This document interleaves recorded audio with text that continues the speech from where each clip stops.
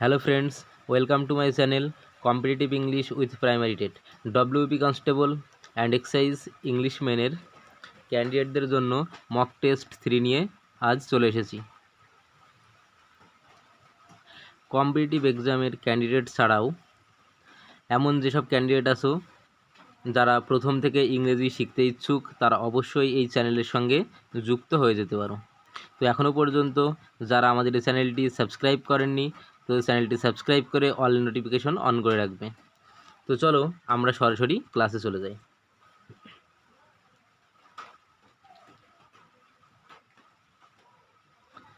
তো আজকের ক্লাসেও আমরা 25টি কোশ্চেন রেখেছি। তো তোমরা পজ করে করে 25টি কোশ্চেনের আনসার দেবে, আর কে কত স্কোর করলে সেটা অবশ্যই শেষে কমেন্ট সেকশানে জানাবে। তো চলো আমরা ক্লাস শুরু করি। তো দেখো, প্রথম প্রশ্ন আমরা দেখতে পাচ্ছি, my friend is dash European. তো এটা কিন্তু একটা আর্টিকেল থেকে দেওয়া হয়েছে, তোমরা বুঝতে পারছো, অর্থাৎ এন দিয়ে আমাদের পূর্ণ করতে হবে। তো আমরা জানি, তোমরা ট্রাই করো আনসার করার জন্য ট্রাই করো। তো আমরা জানি, দেখো, যদি কোনো একটা ভাওয়েলের প্রোনাউন্সিয়েশন অর্থাৎ উচ্চারণ যদি ইউ হয় আর ওয়া হয়, তাহলে সেক্ষেত্রে সেখানে কিন্তু আর অ্যান বসে না, এ হয়ে যায়। সাধারণ নিয়মে আমরা কি জানি, ভাওয়েল থাকলে সেখানে কিন্তু আমরা অ্যান বসাই, যেমন orange, an orange, Apple, an Apple. কিন্তু এখানেও দেখো ই আছে, ই তো সাধারণভাবে কি এটা একটা ভাওয়েল, কিন্তু এখানে কিন্তু অ্যান হচ্ছে না, এখানে এ হবে। কারণ আমরা আরও একটা ব্যতিক্রম, একটা এক্সেপশনাল একটা রুল যেটা রয়েছে, আমরা জানি যে ভাওয়েলের প্রোনাউন্সিয়েশন যদি ওয়া অথবা ইউ হয় তাহলে সেই ক্ষেত্রে এ বসে। তো সেই ক্ষেত্রে এখানে কিন্তু আনসার হবে এ, অর্থাৎ অপশান বি হলো এখানে কারেক্ট আনসার।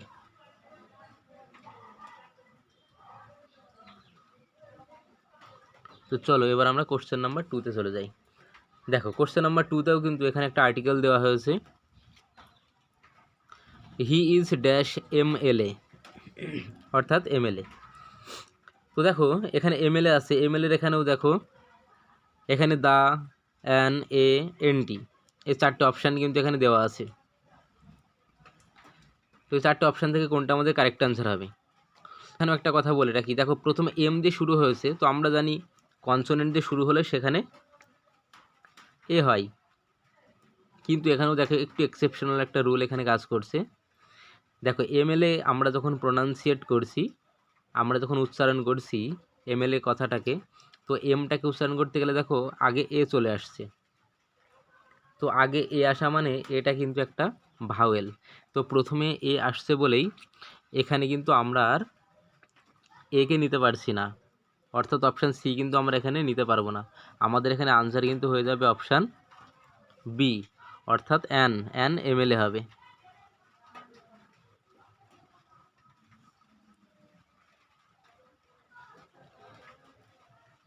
এবার দেখো কোশ্চেন নাম্বার 3, এটা অ্যাপ্রোপ্রিয়েট প্রেপোজিশন থেকে দেওয়া হয়েছে, his office is adjacent dash me.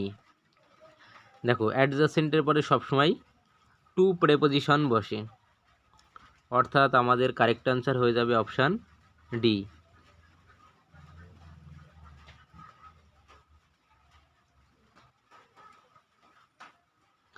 এবার দেখো কোশ্চেন নাম্বার 4, এটাও কিন্তু একটা প্রেপোজিশন থেকে দেওয়া হয়েছে, আই হ্যাভ অ্যাফেকশন ড্যাশ হিম।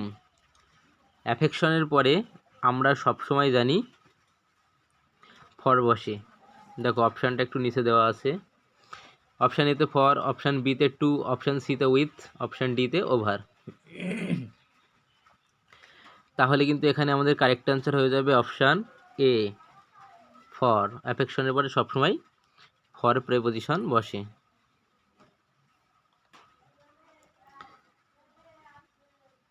তারপরে দেখো পার্টস অফ স্পিচ থেকে আমাদের কোশ্চেন দেওয়া হয়েছে। এখানে পার্টস অফ স্পিচের আমাদের পার্ট 1 পার্ট 2 আমাদের করানো হয়ে গেছে। তো যারা যারা এখনও ক্লাসটি দেখোনি তারা অবশ্যই আমাদের চ্যানেলে প্লেলিস্টে গিয়ে অবশ্যই ক্লাসগুলো দেখে নেবে। তো এরপরে দেখো, the tiger dance very fast. তো এখানে ফার্স্ট ওয়ার্ডটিকে দেখো আন্ডারলাইন করা আছে। তো ফার্স্ট ওয়ার্ডটা কোন পার্টস অফ স্পিচ সেটা আমাদের রিকগনাইজ করতে হবে। তো দেখো অপশান এতে দেওয়া আছে নাউন, অপশান বিতে ভার্ব, অপশান সিতে অ্যাডভার্ব, অপশান ডিতে অ্যাডজেক্টিভ। তো দেখো এখানে কারেক্ট আনসার কী হবে। তো দেখো এখানে আমরা কি জানি, অ্যাডজেক্টিভের কাজ হলো নাউন এবং প্রোনাউনকে ডেসক্রাইব করা অর্থাৎ মডিফাই করা। আমরা এখানে দেখতে পাচ্ছি এই ফার্স্ট কিন্তু টাইগারের ব্যাপারে বলছে না, এখানে অ্যাকচুয়ালি বলছে কার ব্যাপারে, রানসের ব্যাপারে, মানে রানসটা কেমন রানস সেই ব্যাপারে বলছে। কিন্তু দেখো রানসের সঙ্গে কিন্তু ফার্স্টের একটা রিলেশন রয়েছে, কিন্তু টাইগারের সঙ্গে দ্য টাইগারের ব্যাপারে যদি আমরা বলি তাহলে সেই ক্ষেত্রে দেখো টাইগার জোরে, দ্য টাইগার এটা টাইগার, আর ফার্স্ট মানে হলো দ্রুত বা জোরে। আমরা এমন যদি বলি যে বাঘ জোরে, ব্যাপারটা কি মিলছে না। কিন্তু দেখো রানস মানে হলো ছোটে বা দৌড়াই।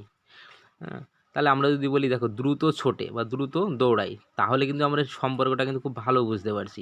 তাহলে এখানে বুঝতে পারছি যে এখানে কিন্তু ফার্স্টের সঙ্গে রিলেশন কার রয়েছে, ভার্বের রয়েছে। দেখো রানসের সঙ্গে সম্পর্ক রয়েছে। তো আমরা কি জানি যে ওয়ার্ড ভার্বকে ডেসক্রাইব করে বা ভার্বকে মডিফাই করে তাহলে সেটা কিন্তু অ্যাডভার্ব ছাড়া কিন্তু আর কিছুই হবে না।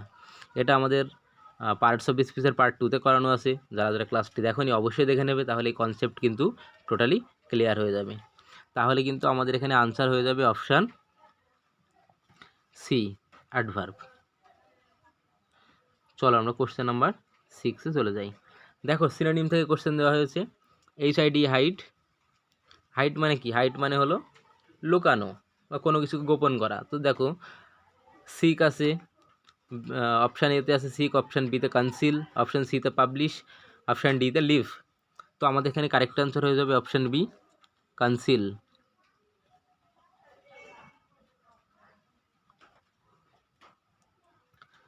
তারপরে দেখো আমরা তারপরে আমরা কোশ্চেন 7-এ চলে যাই। এখানেও দেখো এখানেও কিন্তু সিনোনিম থেকে একটা কোশ্চেন দেওয়া হয়েছে। দেখো রিচ মানে আমরা জানি ধনী। তো দেখো অপশান এতে ওয়েলদি, অপশান বিতে নিডি, অপশান সিতে স্ট্রং, অপশান ডিতে এন্টি, অর্থাৎ কোনোটিই না এর মধ্যে। তো এখানে আমরা দেখতে পাচ্ছি ওয়েলদি মানেই হলো বড় লোক বলতে পারি বা ধনী ব্যক্তি। তাহলে অপশান এ কিন্তু আমাদের এখানে কারেক্ট অ্যান্সার হয়ে যাচ্ছে।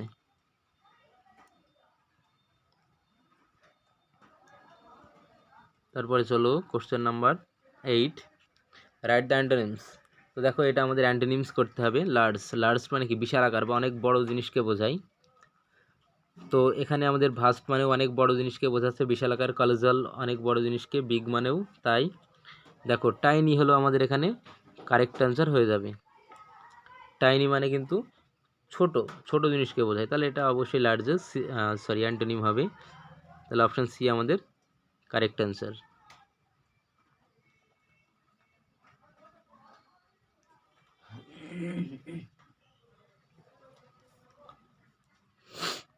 তো দেখো কোশ্চেন নাম্বার 9, গ্যালপ। তো গ্যালপ যেটা আছে, গ্যালপ মানে অত্যন্ত দ্রুত গতিতে ছোটা বা খুব ফাস্ট, এমন কোনো কিছুকে বোঝায় খুব দ্রুত। তাহলে সেই ক্ষেত্রে এটা আমাদের অ্যান্টোনিম করতে হবে। তাহলে খুব দ্রুত যদি হয় তাহলে কি হবে, এখানে দেখো ফাস্ট মানে আমি অলরেডি এখনই বললাম খুব ফাস্ট, আর গ্যালপের সঙ্গে মিল রয়েছে, তার মানে ওটা হবে না। স্লো মানে কি, খুব ধীর। পিস মানে টুকরো, এন্টি মানে এক কোনোটাই না। আমরা বুঝতেই পারছি এখানে স্লোকে বোঝাচ্ছে, তাই স্লো আমাদের এখানে কিন্তু অ্যান্টোনিম হয়ে যাবে, antonym of gallop. Option B correct answer. চলো আমরা এবার কোশ্চেন নাম্বার 10-এ চলে যাই। The sound of monkey is surf hoot knee chatter. তো দেখো এখানে মাঙ্কির সাউন্ডকে আমরা জানি চ্যাটার বলা হয়, অর্থাৎ অপশান ডি আমাদের কারেক্ট অ্যান্সার হয়ে যাবে। Next question number 11, the habitat of dog is, habitat means house. তাহলে ডগের হাউসকে কি বলা হয়। দেখো ডগ যেখানে থাকে সেটাকে কিন্তু আমরা ক্যানেল বলে থাকি। স্পেলিংটা কিন্তু খুব গুরুত্বপূর্ণ, স্পেলিংটা ভালো করে মনে রাখবে। তারপরে কোশ্চেনে চলে যাই। দেখো তারপরে দেখো কোশ্চেন নাম্বার 12, এটা কালেকটিভ নাউন থেকে দেওয়া হয়েছে। এ ড্যাশ অফ শিপস, অনেকগুলো শিপসকে আমরা কি বলে থাকি? গ্রুপ বলি না, সোয়ার্ম বলি না, ক্রিও বলি না, কি বলে থাকি? ফ্লিট। দেখো অপশান ডি আমাদের এখানে কারেক্ট আনসার হয়ে যাচ্ছে, ফ্লিট।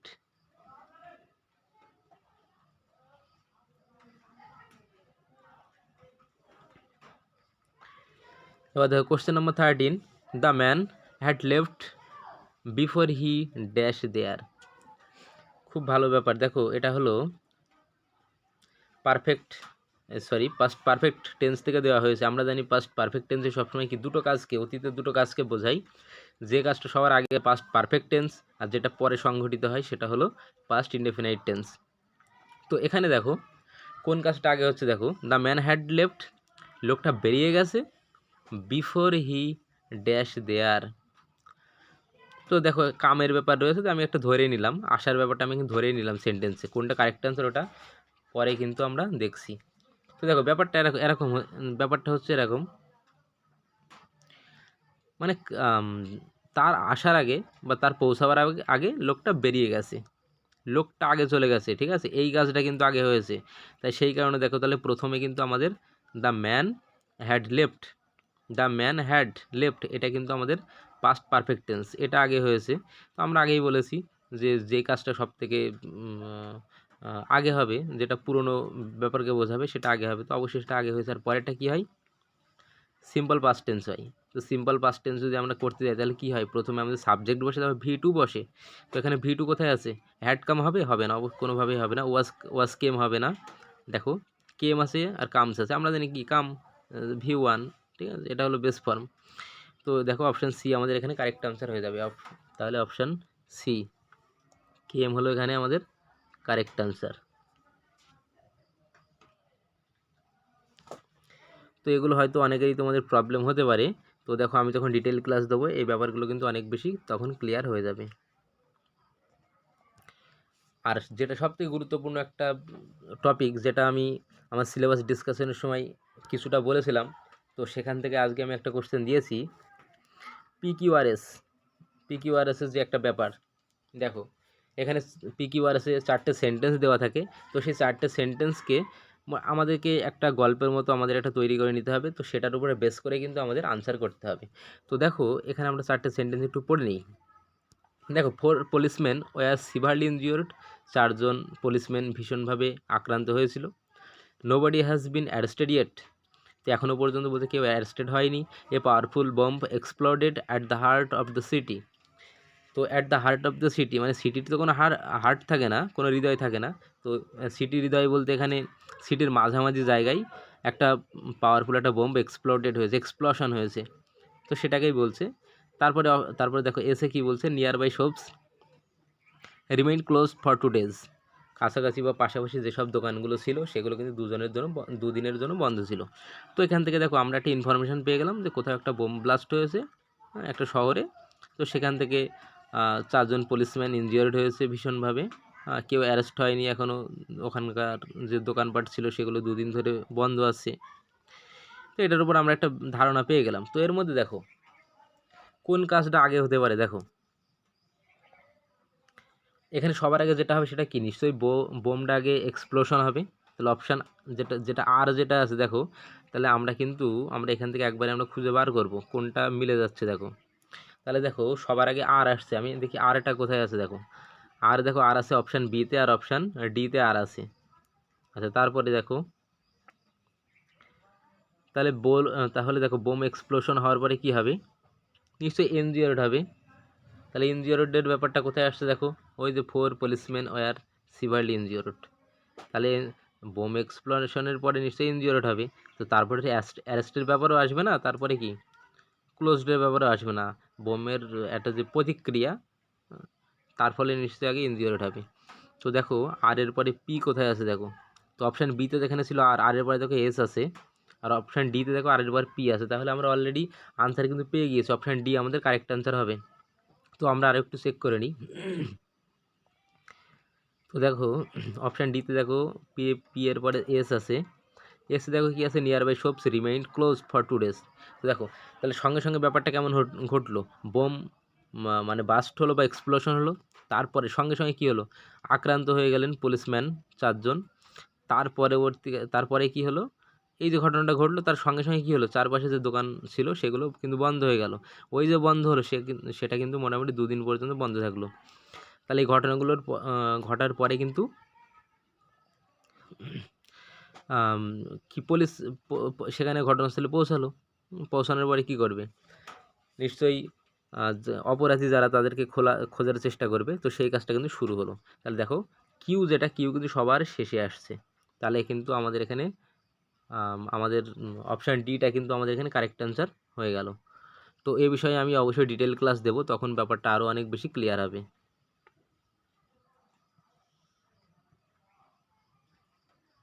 তো দেখো আমরা কোশ্চেন নাম্বার 15-এ চলে এলাম। এটা এরার কারেকশন থেকে আজকে এখানে একটা কোশ্চেন দেওয়া আছে।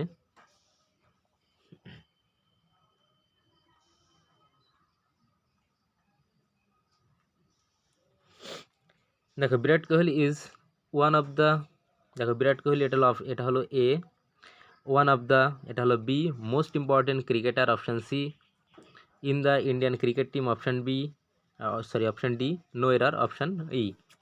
তো এখানে কোথায় এরার রয়েছে, তো দেখো এটা হলো সুপারলেটিভ ডিগ্রিতে আছে। তো ওয়ান অফ দ্য দিয়ে যদি কোনো সেন্টেন্স শুরু হয়, তো সেই ক্ষেত্রে আমরা যে ইয়েটা আমরা বসাই,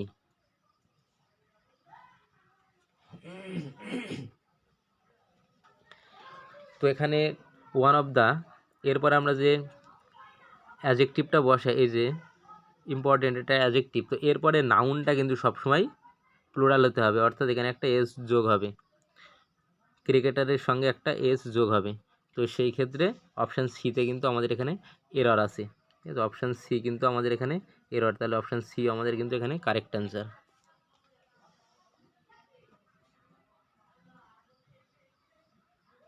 তারপর দেখো question number 16, you cannot wash a dash more white. দেখো এখানে ব্ল্যাক হবে।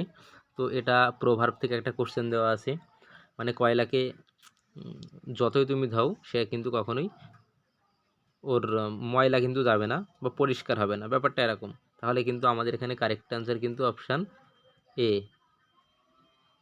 ব্ল্যাক।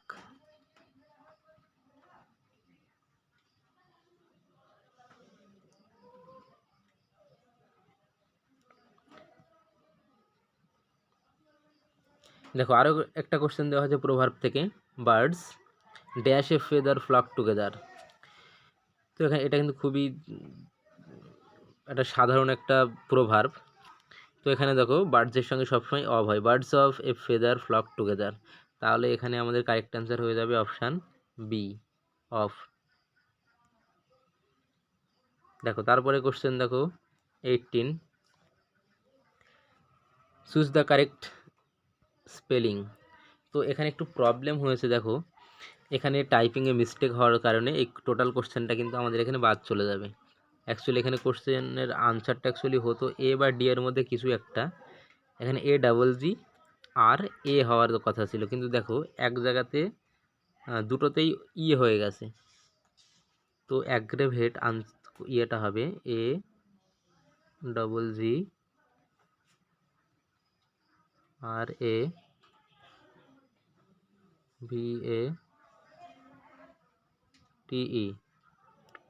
অ্যাগ্রেভেট,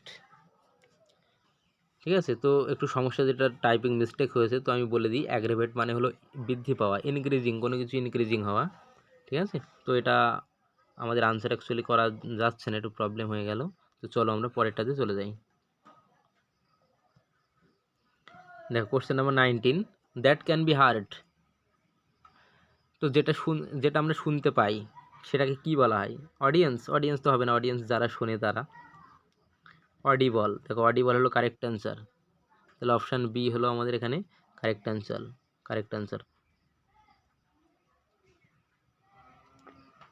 20 নম্বর দেখো, incapable of producing anything.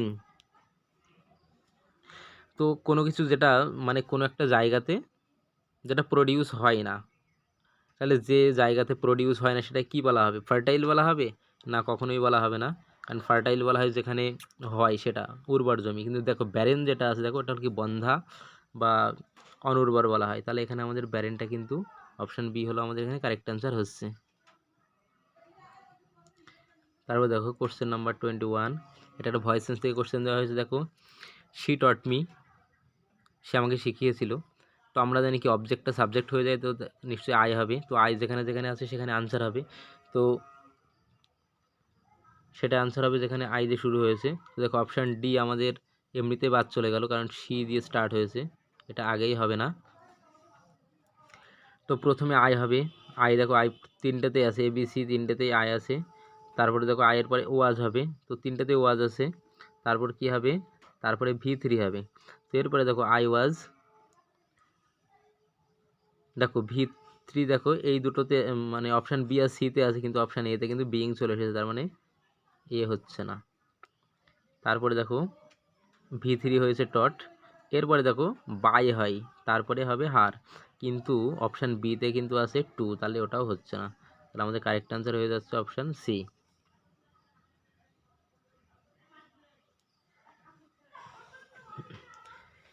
Question number 22, দেখো ওপেন দ্য ডোর, এটা একটা ইম্পারেটিভ সেন্টেন্স থেকে দেওয়া হয়েছে। তো আমরা সাধারণত ইম্পারেটিভ সেন্টেন্সের ভয়েস সেন্সগুলো আমরা সাধারণত লেট দিয়ে করে থাকি। তো দেখো প্রথমে লেট আসবে, তো লেটের পরে অবজেক্টটা চলে আসবে the door, let the door be opened, কোথায় আছে দেখো, let the door be opened. দেখো কোশ্চেন দেখো অপশান এ কিন্তু আমাদের কারেক্ট অ্যান্সার হয়ে যাবে। দেখো অপশান এ কিন্তু আমাদের কারেক্ট অ্যান্সার। তারপর দেখো কোশ্চেন নাম্বার 23, এখানে কিন্তু ন্যারেশন সেন্স থেকে একটা কোশ্চেন দেওয়া আছে। দেখো হি সেজ আর ইউ ম্যাড। দেখো তাহলে আমাদের এখানে এটা কিন্তু ইন্টারোগেটিভ সেন্টেন্স। তো ইন্টারোগেটিভ সেন্টেন্স কিন্তু সবসময়ই আস্ক দিয়ে হয়। তো দেখো হি আস্ক, কোথায় হি আস্ক আছে সেটা আমরা খুঁজবো। তো দেখো ওখানে যেহেতু আছে হি সেজ, তো ওখানে প্রেজেন্ট আছে, মানে আমাকে এখানেও আনসার প্রেজেন্ট থাকতে হবে। তো দেখো হি এর পরে আস্কস কোথায় আছে? একমাত্র অপশান বিতেই রয়েছে, তাহলে অপশান বি আমাদের কারেক্ট অ্যান্সার হয়ে যাবে। কোশ্চেন নাম্বার 24, দেখো আই কান্ট রিমেম্বার ইউ। তো রিমেম্বারকে দেখো আন্ডারলাইন করা আছে। তো রিমেম্বারের ফেজাল ভার্ব এখানে কী হবে? আমরা জানি কলাপ, কলাপ মানে স্মরণ করা বা মেক আ ফোন কলও হয়। তো এটা যেহেতু অপশানে নেই, তো আমাদের কলাপটাকেই নিতে হবে রিমেম্বারের জন্য। তাহলে আমাদের এখানে অপশান ডি আমাদের এখানে কারেক্ট অ্যান্সার হয়ে যাবে। তো চলো আজকে সেটের শেষ প্রশ্নে চলে এসেছি। I have received your letter yesterday. তো দেখো আই হ্যাভ রিসিভড এটা option A, your option B, letter option C, yesterday option D, no error option E রয়েছে। তো ইয়েস্টারডেটা আমরা সাধারণত জানি এটা সিম্পল পাস্ট টেন্সের ক্ষেত্রে ব্যবহার করা হয়। তো দেখো এখানে টেন্সটা কিন্তু সিম্পল পাস্ট টেন্সে নেই, এখানে টেন্সটা কিন্তু প্রেজেন্ট পারফেক্ট টেন্সে আছে। তো প্রেজেন্ট পারফেক্ট টেন্সের সঙ্গে কখনো কিন্তু ইয়েস্টারডে থাকে না। তো সেই ক্ষেত্রে আমরা কিন্তু বলতেই পারি এখানে আমাদের কিন্তু মিস্টেক রয়েছে এ পার্টে, এখানে আমাদের হ্যাভ হবে না। ঠিক আছে, এখানে আমরা হ্যাভটাকে না বসালে তাহলে দেখো I received your letter yesterday, হ্যাঁ এটাই আমাদের কিন্তু কারেক্ট অ্যান্সার। তাহলে কিন্তু এখানে ভুলটা কোথায় আছে? ভুল কিন্তু আমাদের এখানে আছে অপশান এতে, এ পার্টে কিন্তু আমাদের এখানে ভুল আছে। সো ফ্রেন্ডস, আমরা আজকে 25টা কোশ্চেন কমপ্লিট করলাম আমাদের 3 নম্বর মক টেস্টে। তো প্রথম এবং দ্বিতীয় মক টেস্ট বা প্র্যাকটিস সেট যারা এখনও পর্যন্ত যারা দেখোনি তারা অবশ্যই দেখে নেবে। এভাবে কিন্তু একের পর এক মক টেস্ট আসতেই থাকবে। তো এখনও পর্যন্ত আমাদের চ্যানেলে যারা যুক্ত হওনি অবশ্যই চ্যানেলে যুক্ত হয়ে যাও। আর আমাদের চ্যানেলের মাধ্যমে যারা লোয়ার লার্নার যারা আছো তাদের জন্য কিন্তু নিয়মিত ক্লাস চলছে, তো অবশ্যই তারাও যুক্ত হয়ে যাও। তো আজকের ক্লাস এখানেই শেষ করছি। তো এতক্ষণ পর্যন্ত যারা ক্লাসটি দেখলে তোমাদের সবাইকে অসংখ্য ধন্যবাদ।